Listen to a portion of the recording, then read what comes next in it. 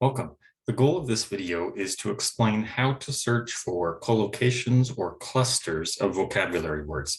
This can be useful if you want to deepen your understanding of a vocabulary word and understand how other users of the language frequently use that word. So collocation means in the same place or with the same place. And so it has the same meaning as a cluster, meaning what are some words that are used frequently with a particular word. Understanding those clusters or chunks of language can help us sound more natural and more confident when we use new words that are unfamiliar to us.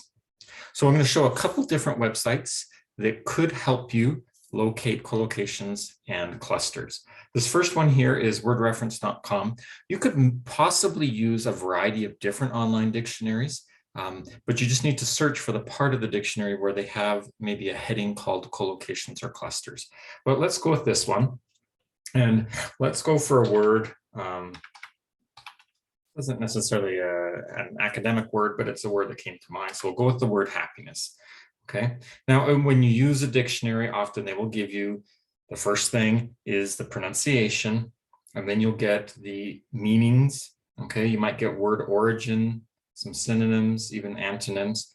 What you want to make sure is when you're using a dictionary for meanings, that you're finding a meaning that matches the use that you're interested in. So if I read an article and I found a word, that word might have 3 or 4 different meanings. I want to read through each of the different meanings and make sure that it matches the meaning that I want to learn more about. I also want to make sure whether it's matching, whether it's a noun, the adjective, the adverb. Some words have the same spelling, even though it's used as a noun and a verb. And so you might want to check that out.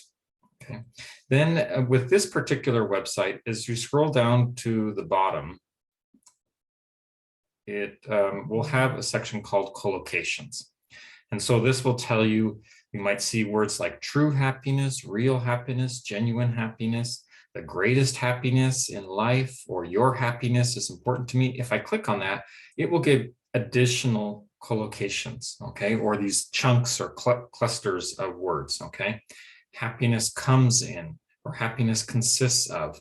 So any of these are ones that I could choose to add to a vocabulary log as a way to help me recognize how is happiness used by people. Now, here's another website that you could use, okay? english-corpora.com/coca. When I want to find this, I type into Google coca and corpus, C-O-R-P-U-S. A corpus is a large collection of language in a database, and all of the words in that database in this case, are coming from contemporary uses of American English, from newspapers, textbooks, magazines, and even spoken words, television, movies.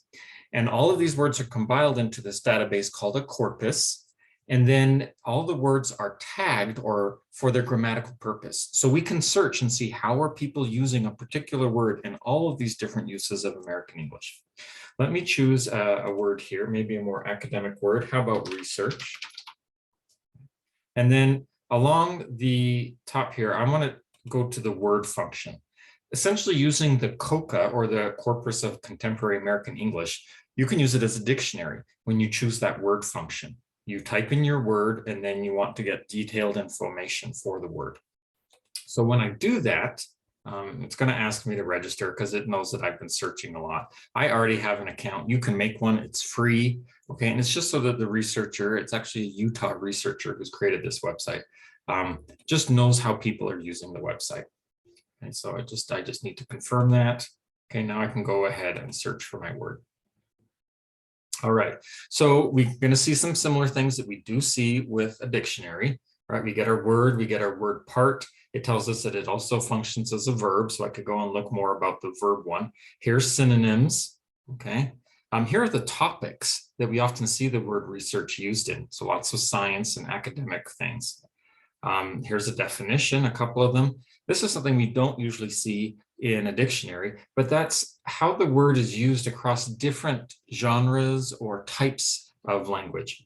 So on blogs or other websites, TVs and movies, spoken language, fiction, magazine, news, and academic.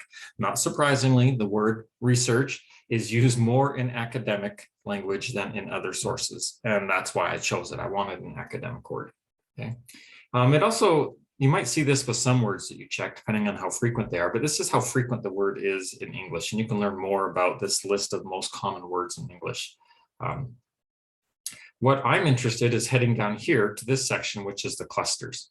So it's telling me that the word research appears before these kinds of words, and most of them are prepositions: research on, research in. We also have things like a research center, a research institute, okay? And some with verbs like research shows that. Okay, there's also, I can look at what words come right before research, okay? Future research, previous research, new research, and scientific research. And then you can look at some longer clusters that include more words before and after. So these are two different ways that you can search for clusters or collocations.